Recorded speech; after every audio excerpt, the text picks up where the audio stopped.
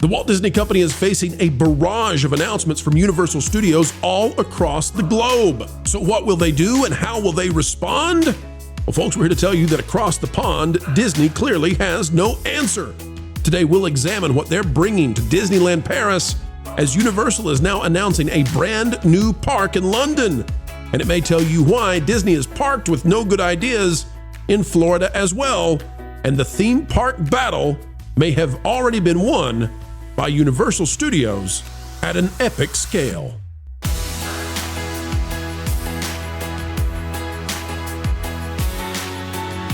Hello, ladies and gentlemen. Welcome back to the Pro Channel. It is a joy every time you join us. And if this is the first time, well, welcome aboard. Folks, we would love to earn that subscription from you. It's what we aim to do with another video of excellence.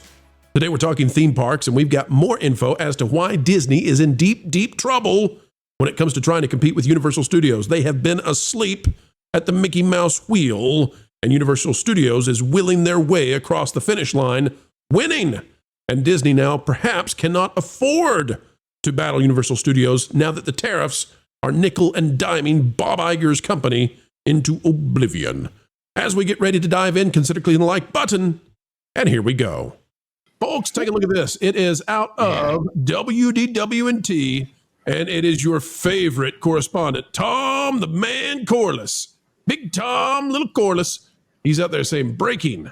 Marvel, Star Wars, and Frozen-themed lands announced for Disneyland Paris expansion, except, Vash, he announced this back in 2018. So, Vash, I thought it was a little different. Vash, why is it then that you are showing us this piece of concept art that, well, frankly, Vash, it looks a little bit more cluttered than I am accustomed now to seeing it. Can you tell me why?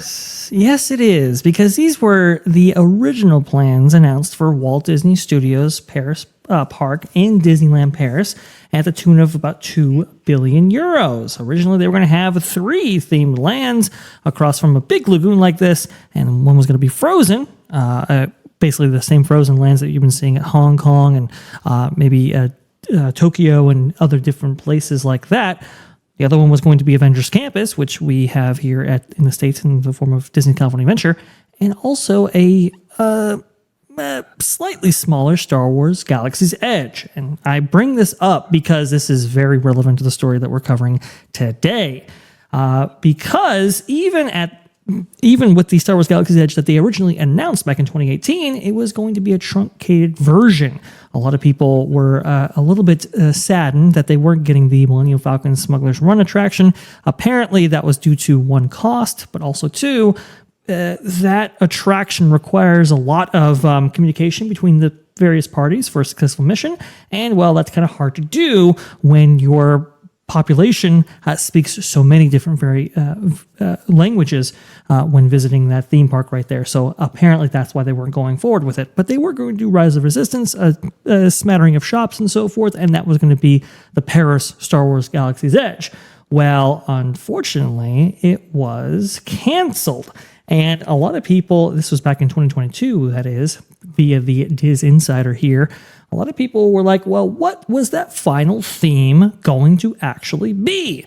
And we learned actually at, I believe, the most recent D23 Expo or D23 Ultimate Fan Event that it was going to be on The Lion King. Now, this is the exact art that they showed originally. And you can see right there, you can see Pride Rock and everything like that. It looks pretty good. But people were noticing that the live action version of the characters were featured, and some people were a little bit miffed. I can tell you right now, we got an up-in version of this art in order to celebrate Disneyland Paris's 33rd anniversary back in April 12th. And you can see right here, this art is a little bit different. You can see some wider logs, but also, too, the characters featured take on the resemblance of the 1994 animated classic characters that people know and love.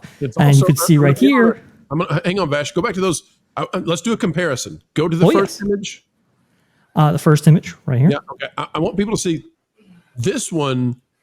Although I listen, I understand them switching the characters because the live action one, the most recent one, didn't perform well at the box office. No matter what they say, it's a flop. It needed 750. It didn't get there. So if we go from this one to the next one, I could be wrong. This looks like a downgrade to me Panel, quickly, do you see it the same way? There's less here to my eye than in the first one. But more capacity. The logs have more people because they're 3 across. Yeah. And you can see less characters actually featured on the exterior, which I suppose maybe that fulfills your query there, Pro, that maybe you do see less. Well, if this is accurate, and we saw what happened with Princess and the Frog, and yes, so like, is there any chance it'll look even this good? No, but there's nothing here. There's Simba, I suppose. I don't think it's Mufasa. Simba on the rock, and then you can see a small area of water coming down to watch them drop. That's it. That's all that aesthetically is like pulling you into this. Right. And I think they understood. I think they understood that this was a little bit lacking, which is why they added this image as well as part of that 33 anniversary presentation. And you can see right here a little bit of the show scenes within this Lion King log flume that they are now doing in Disneyland Paris. Now, let's, okay. I just smell Tiana all over this. I really do.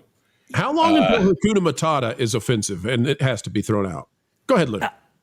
It's a good well, point. no, I'm just saying it feels like Splash Mountain originally and then the redo. Yep. It just, the color scheme of the backgrounds, the little lighted vignettes with a lot of space in between is the way this one feels. I'm with you. I don't know, but it just, what can we do that we already know how to do? Well, maybe we don't know how, but we think we do.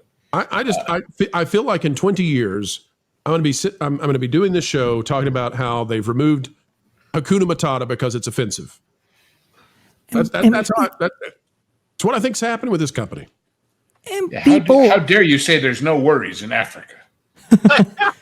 People did note actually the comparisons between this and Splash Mountain, for example, which, by the way, Disneyland Paris, the actual Paris park, Disneyland park itself, was actually slated to receive at one point in the 1990s. Unfortunately, that never happened. Well, because of Disneyland Paris's disastrous performance, but also too, well, it freezes in Paris. It gets very, very cold. So the idea of adding a log flume was always kind of have you got the up spinner picture too? I do. And we'll get to that in just a moment there. I mean, it's just like, it's so, gosh, what a cheap solution. Yeah. Well, people were remarking in how this concept art looked very similar to maybe those concepts for the Splash Mountain that was originally slated for this resort with the 3 log seating and so forth right there. But people were also remarking that this is only really going to be good for 4 months out of the year. So is this really the franchise that's replacing Star Wars that they bought for $4.4 billion? Apparently it is. And this is one that was in-house right there. Now, Lou are did remark. Are those Mama Odie's bottles hanging from the trees on both sides? Yeah, it seems to be African-inspired in that way. But the other attraction that they announced for this 33rd anniversary, again, maybe to go and contend with Universal UK, at least in part, was this attraction right here. You can see this. Let me explain something real too quick, Vash. Before we go to this one, and I know I'm messing up the flow. And no, you're good. You're fine. Right there. You were talking about how cold it gets in Paris and how this is. Oh, God, okay? Yes. Mm-hmm. All right, people. I play with me for a minute because I've been all over France. I've been to Paris and all of this. I know what I'm talking about. If I said to you, we're going to put this ride right here in Canada, what would you say? Well, that's a stupid idea, because if the tourists from the neighboring country come, the phrase will be, "You were blue, the Germans wore gray." Well, if they did that, the park would be closed for half the year. I'll tell you that. Right. Okay, Paris. I don't remember exactly if it's on the same latitude lines as like Maine or but it's really it's farther north than most people think. And yes, it has nice summers, but it's bitterly cold in the winter. It's really far north in comparison to what you think about if you live in North America and you don't pay attention to these sorts of things. Now, I know that the oceanic currents have impacts on climate, and I get it's not exactly the same, but I don't see how they can run this 4 months. They do in the UK, but they don't the same way in France. Right. And I don't know how you run this for 4 months out of the year. See, that's kind of my thing. When I saw this, I was like, okay, well, it gets brutally cold in Paris. The water rides, I don't even think they have a water ride at that point right there, because the summers just don't get really hot enough to support something like this, at least for a multitude of months. This isn't California. It's Disneyland Paris, and a lot of people were remarking just how viable something like this is going to be long term. That perhaps they could do something about the splash and so forth, and minimize how much people actually get wet from an attraction like this. But still, to have a water ride in what is now Disney Adventure World, now that they've renamed the park from Walt Disney Studios Paris to Disney Adventure World, it just seems like an odd mix. And again, this is to replace Star Wars, a franchise they bought for $4 billion. So let me run through some stats real quick so people understand. And there are 2 points here, I think. One is we continue to see them design for California for the rest of the world, which is nuts. But they continue to do it. And then the second point is this is absolutely lackluster to what they're facing from Universal Studios. And we'll pull the swings back up in just a minute. The average temperature in Fahrenheit, folks, for Paris, France, for the months, we'll do the 4 months I think is going to be the worst. The average high for Paris, France in November is 52. You want to get soaking wet when the high, that means that for most of the day, the average is at least in the 40s. December, the high is 47. January, the high is 46. February, the high is 48. Those are averages for Paris, France, Fahrenheit. You can't run this for 4 months out of the year. So can I make a counterpoint? Run. Go for it. Can I make a counterpoint to that? Look, in all fairness, let's say that they did have this running full time for 4 months out of the year. That would be about the equivalent of what Tiana's Bayou Adventure actually runs now. Because if you took all the time it only runs about 4 months out of the year. I don't get it. You see, phase 1, collect underpants. Phase 2, phase 3, profit. Oh, I get it. No, you don't, fat. So Ron has aptly pointed out, I could not do that any better. Ron, you're exactly right. Just run it 4 months of the year and you've matched the Florida uptime. There you go. Go for it, Disneyland. Yeah. Assuming it's working entirely during those 4 months. Yeah. Exactly. This is really going to be only viable for 4 months out of the year, and it's got a lot of people surprised, but not as surprised as this. Surprisingly This will enough, be frosty, won't it? Now wait a minute, Vash. Let's see the picture, because Universal has just announced that they're going to put a theme park in the UK, and we've known that for a long time. Correct. And Disney had to have known that for a long time. Yes. And go back to Disney's answer, folks. This is Disney's answer to that theme park. Go ahead, Vash. New up ride coming to Adventure Way. There's even more coming to the resort's second park when Adventure Way opens as part of Disney Adventure World. Just today, Disneyland Paris announced an all-new family-friendly attraction that will complete the lush landscape of Adventure Way in the future, located right across from the previously announced Rapunzel, I'm guessing. Tangled Spin. It's basically teacups. We hired you under the belief that you spoke French fluently. Yes, well, I'm sad and disappointed, but I do know my Disney history, and this looks remarkably similar to, well, Disney California Adventure's Silly Symphony Swings attraction that they actually rethemed from a previous swing attraction in the form of the Orange Stinger back when this park actually opened in 2001. So the answer to this in the form of Universal's Destination Experiences, Universal Studios United Kingdom, is a flat ride spinner that was an attraction from 2001's Disney California Adventure, more specifically. And Vash, I like little rides. I like little spinners. You know, give me your tilt-a-whirls. Give me your scramblers, or whatever people call them. I don't remember, the scrambled eggs, whatever you want to call those rides. Cool me, right? I don't like them as main pieces that are supposed to make people excited and is your response to a giant theme park being opened on the same continent. I think if I were Disney, I think I'd be worried at this point that this might not be a sufficient response. They came out today to say they're going to refurb. It's either the New York or the other hotel, by the way. So, oh boy, whoop-de-doo, in 2026. Yeah. And by the way, if you think that water ride was cold in 30-degree weather, oh, is this one going to chill your flight? Yeah. So I don't know that they have the capacity to answer Universal at this point. We'll keep an eye on it. Ron, Lauren, Hangry, hop in. Any thoughts you guys have on? You want to go get freezing cold and wet at Paris with the Lion King? Does that sound like a good time? Nothing says Africa like. I don't being see how wet at that's 40 degrees. I don't see how that's an upped themed ride, because in my mind, if we had an upped themed ride, it would be more akin to Soarin'. Like they'd do something where it would be like a Soarin' ride, and you go inside and you'd be on the porch, and the balloons are there, and you like actually soar over Paris or something like that. This doesn't. I mean, this is it's Well, see, this one goes. unimpactful. Ron, let me explain it. This one goes up, so that's why it's an up ride. So When the temperature goes down. the giant balloon in Disney Springs. Yeah. If you said to me, we have to make an attraction for Up, then I would say, well, we're going to take that. We'll have 5 of them, but And put a house under it. instead of the basket, it's going to be a house.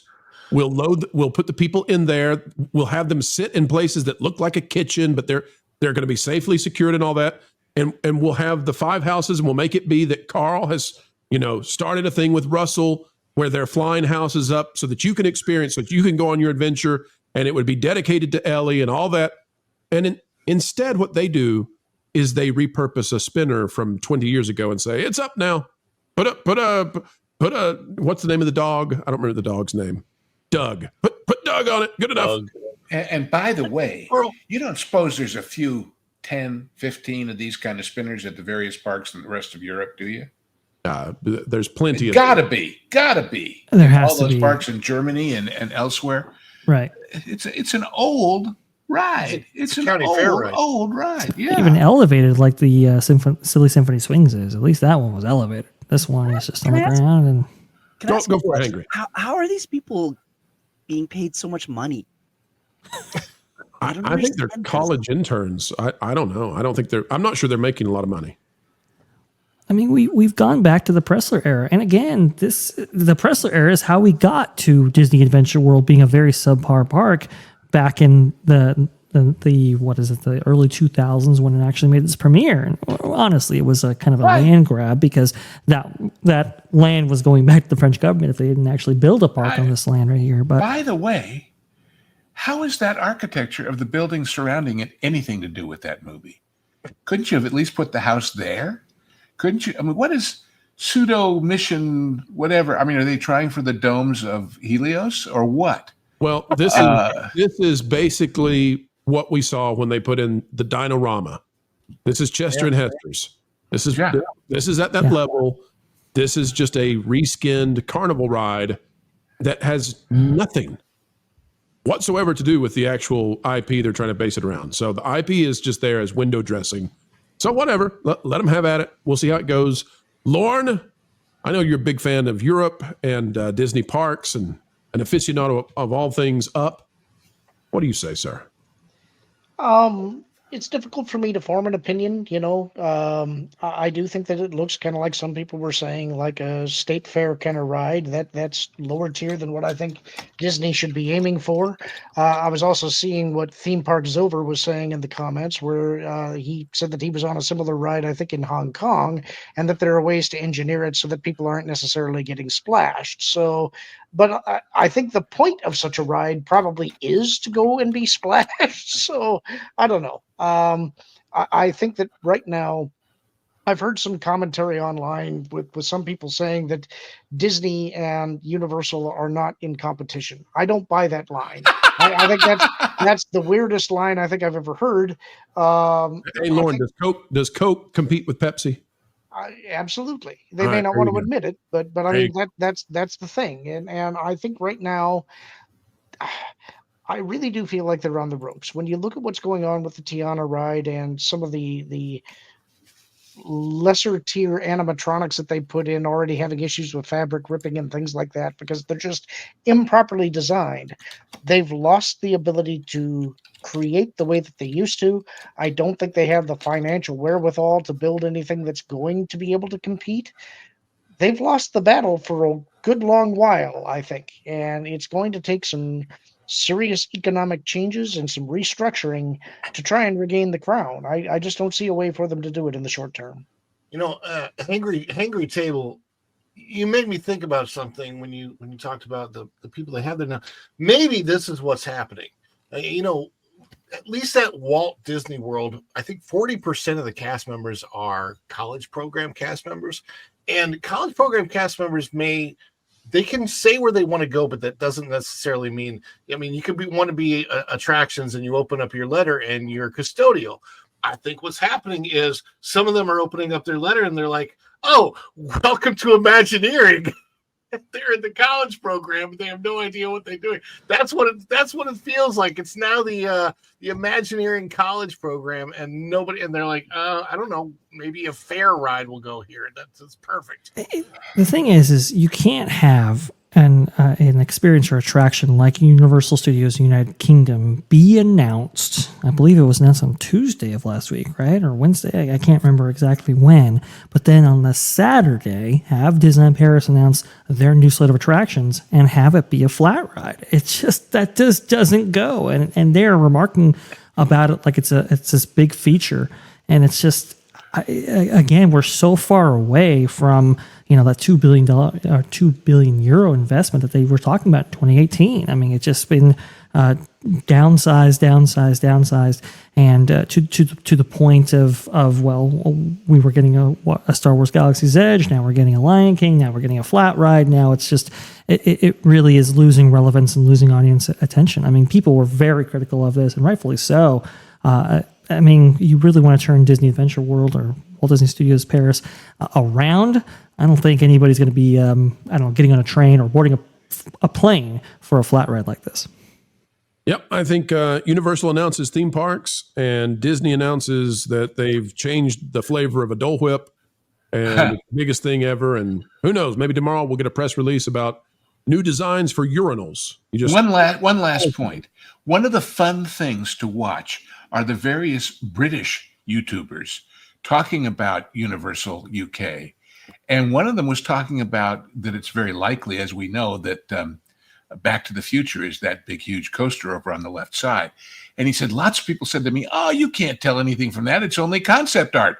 And then he shows side by side the concept art with the real map of Epic and says, yeah, but you forget, Universal actually makes the concept art real. Surprise, what a shock. Unlike, obviously, the big mouse in the room. Right. They absolutely compete, by the way. Let me tell you, if they don't hit this one, like if this comes out and they miss the mark, I'm going to say, geez, man, like, come on. They have to drop the queue. It was just too expensive. We couldn't afford that sort of thing. Oh, man. Good night. Game over. Drive home safely. Folks, this video is done. But before we all head home, we only ask one thing. Folks, as you get ready to head on out, consider clicking that like button. Share, subscribe. Click it. Stick it to those pesky algorithms. It is the notification bell. Drop a comment down below and share your thoughts, for a mind is a terrible thing to waste. Waste not that beautiful personality of yours. And folks, we would say, as you get ready to head out the door, that it has been an honor to spend time with you, an attitude of gratitude each and every time that you elect to join together with us. Breaking bread and breaking entertainment. Well, the industry. No, we like entertainment. It's the industry that irks us sometimes. Well, it was a good time. We hope you had a good time. Folks, until the next time, keep learning, keep growing, and as always, keep having fun. Jump into the water! Why listen to music made by people and companies who really don't like you? Check out Vacation Radio today and prepare for all new content made by the people behind the WDW Pro Channel. It's the place you need for all the music. That should be fun.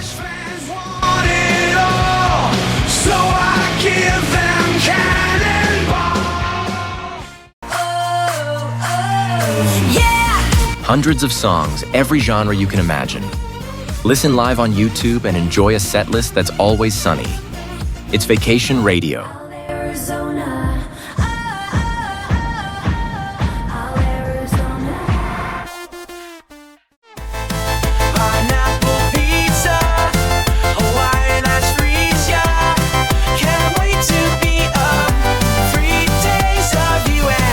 What are you waiting for? Every WDW Pro video has a link to Vacation Radio in the video description. Try it out and subscribe today.